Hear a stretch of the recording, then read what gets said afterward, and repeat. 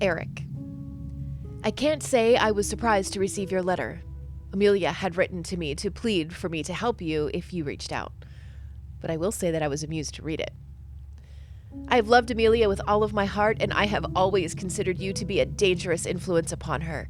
I think you are a self-destructive man, constantly inviting risk as novelty, unable to control your impulses, a slave to your desire, and in all of this, an unacceptable risk to Amelia's safety and prosperity. Now I know that in some ways you cannot help yourself. Your hot Brujah blood likely surges at events which most kindred would shrug off with indifference. But you can, and should, be able to control yourself, especially when someone as precious as Amelia is at stake. To be clear, Eric, normally if you were drowning, I'd throw you an anchor. Fortunately for you, I do truly love Amelia, and I know that you falling to your beast or being annihilated by your enemies would destroy her, leaving behind only a shell. For her sake, I will help you. And only for her sake. The people who can guide you on the road you seek are unconventional. You must leave your illusions built in the Camarilla behind you and walk in the shadows of a new world. A world red in tooth and claw, a world of piety and revelation. If you wish to learn the Path of Metamorphosis, you must learn from Cainites of the Sabbat. Are there others who could instruct you? I'm sure there are, but I don't know them. As a Lasombra, I will not deny that I once dallied with the Sword of Cain. It's a natural phase, I think. And while I never directly tendered my resignation from this august body, as they tend to frown on such things, you could say that my fervor has long since cooled. But I do retain good relationships with a couple of Zamichi and one Malkavian who are of a philosophical bent, and it is they who might instruct you on the path of enlightenment you seek to follow. I can begin your journey exploring the base understanding, but it's they who will teach you nuance and complexity. Ultimately, the questions any path of enlightenment seeks to answer is what is forbidden, what is sin, what is taboo, and why. All of those are difficult questions, and the answers given will often vary depending on which sect you're asking them in. It might be instructive to look at such questions from the default setting of those not on paths. A wonderful example is diablerie. Something you have some experience with, as I understand it, Eric? It is one of the greatest crimes among the Camarilla, an atrocity that warrants the final death. The Ivory Tower sees great horror in the consumption of another Cainite's blood, because the power gained comes not only at the price of the final death for the victim, but the consumption of their very soul. Learning about diablerie and a Camarilla domain is enough for a prince to declare the infamous blood hunt and turn the vast resources of a prince's court towards finding the guilty party and killing them.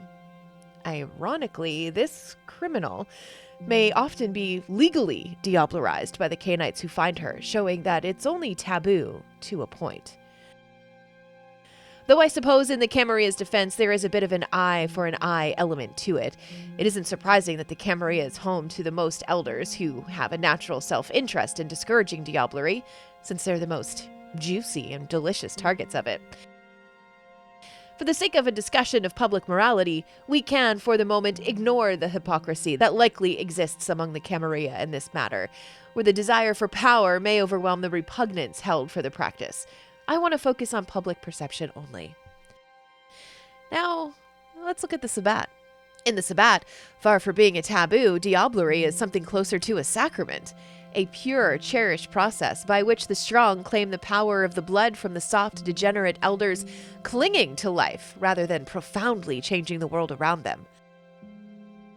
Every drop of blood reclaimed brings the Sabbat faithful closer to their dark father, Cain.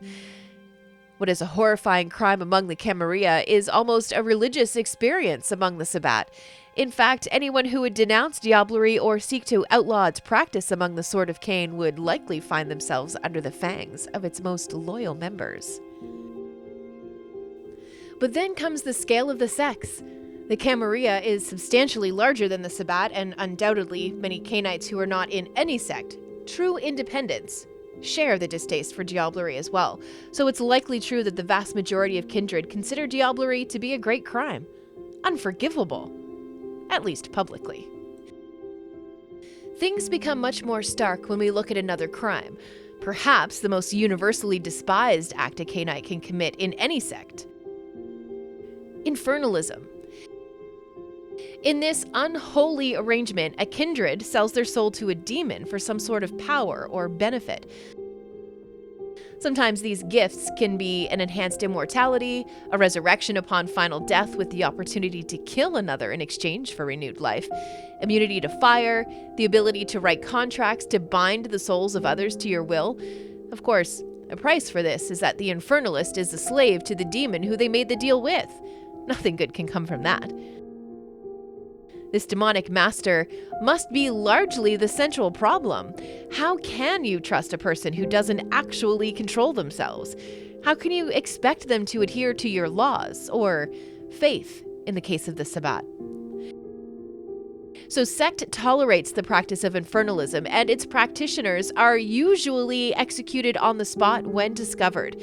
Of course, because of the universal disgust it inspires, infernalism can sometimes be used as justification for murder, a convenient story to cover for something more underhanded and sordid. Another thing that generates contempt among both the Camarilla and the Sabbat is the attempt to achieve Golconda. In stories rising from scholars of the Book of Nod, Golconda is said to have been a state of being that the Archangel Gabriel offered to Cain, the father of all Cainites. It's said that though it was offered to Cain, it was first achieved by Salat, the antediluvian founder of the Salubri. Golconda is a state of enlightenment that some say represents a restoration of humanity to a kindred, freeing them entirely from their beast. Others say that it represents a perfect balance between one's humanity and their beast. Whatever the case, the myth is that achieving this state of enlightenment unlocks the potential of a kindred to do incredible things, possibly even the ability to walk in the sun without meeting their final death. We can understand why this would be repulsive to the Sabbat, for the sect celebrates the condition of vampirism and considers it a blessing. Golconda would be a rejection of that divine blessing and a return to pretending to be human. But why does the Camarilla reject this state of enlightenment? I believe it has a lot to do with the Salubri. You may have heard whispers of this clan, usually from a Tremere, that they are infernalists, diablerists, practitioner of unclean magics. They were once known for having the most knowledge and insight into the state of Golconda, but with the near extinction of the clan, much of this information has been lost. But for the Camarilla, that it touches the Salubri in such a fundamental way makes it inherently untrustworthy, and thus undesirable. Whatever the case and whatever the sect, there is a delicious irony in the idea that becoming the best person you could be is culturally forbidden. The next two are grown traditional taboos rather than ones relating to power or self-interest. The first is, Cainites are never to engage in the embrace of anything other than the kine. You've heard the stories of monsters and beasts which hide in the shadows, stories of moon beasts and fae and sorcerers. A kindred is never to attempt to give the blood of the embrace to a werewolf, for such action holds the possibility of creating a terrible abomination. So too with fairies, alien beings with unnatural blood, admonitions against animals aren't necessary. There are no examples of such unfortunate creatures surviving an attempt at an embrace. The second is Cainites do not embrace children. That such a thing is terribly cruel isn't much of an impediment to many, but it has a practical danger. When embraced, a person is in many ways frozen as if in amber. The physical development obviously results in a stunted existence for any child who would be embraced, but the emotional and mental development are even more dangerous. Whether you abide by the masquerade or the silence of the blood, a child who would be vampire is not likely to maintain the secrecy our people require to survive. Imagine someone without the maturity necessary to responsibly wield the power of the gods, filled with sadness and rage at not just the loss of their family, but the ravages of the beast. If not for this taboo, we would have been discovered and annihilated long ago. That's not to say that it does not happen on rare occasions, but almost always the circumstance is unique and the situation horrific or tragic. And those who make the choice to commit such an atrocity are almost always reviled. The final taboo is perhaps the most important, and I briefly touched on it just now, the masquerade, the silence of the blood. It is forbidden to reveal the existence of the kindred to the kind. As this world war rages around us, the reasons for this are obvious. Mankind has always been able to use the hated sun to its advantage, but also they have been very clever artificers of tools and weapons. As we look out our windows today, we can see how much greater their weapons have become. They become more and more powerful with each passing year and a greater threat to us all. There was a time when we could rule them directly with the most flimsy of fictions, but today, were we to stand against these steel tanks and artillery and terrible machine guns, we would almost certainly be annihilated.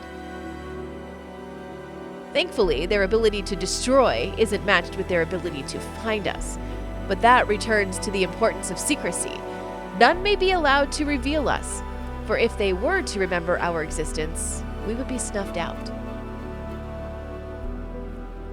As far as I can tell, you don't have much of a moral compass, Eric. I hope that your search for a path of enlightenment will help you to develop one. I will meet you in Budapest, but be aware that I'm willing to kill you if you try anything, regardless of how that may affect Amelia. I love her, but I don't love her enough to die as a meal for your greedy beast. I will guide you to the mountains where these scholars I mentioned might instruct you on these truths. I've told you what I've told you, so you cannot pretend that you do not know, whatever value system you may emerge with after your instruction. My price is simple. Redeem yourself, Eric. You owe Amelia all. Become the person she does not need to worry about or protect. Become the Cainite your sire desired, not a slave to your beast. Do that, and consider us even. Melanthia, Clan La Sombra, Warsaw, July 1943.